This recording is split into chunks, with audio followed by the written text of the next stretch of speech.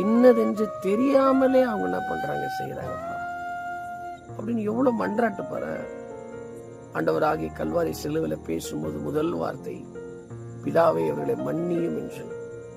அதே வேதாகம மத்தேயு எழுதின சுவிசேஷ புத்தகம் 5ஆம் அதிகாரத்துல நீங்க 44, 45 இதெல்லாம் படிச்சுட்டு வரும் பொழுது அதே வேதாகமம் சொல்லுது, உன் சத்ருவை சிநேகின்னு சொல்லுது, உங்களை சபிக்கிறவர்களை ஆசீர்வதின்னு சொல்லுது.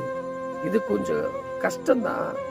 நான் உண்மையா இது பண்ணும் பொழுது நிச்சயமா ஒரு தேவனுடைய வார்த்தையை நம்ம கடைபிடிக்கலாம்.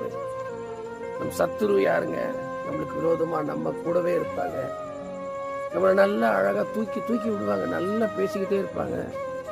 ஒரு நாள் பார்த்துட்டு நம்ம மூஞ்சிக்கு முன்னாடி வந்து நம்மளை கேவலமா பேசிட்டு போவாங்க.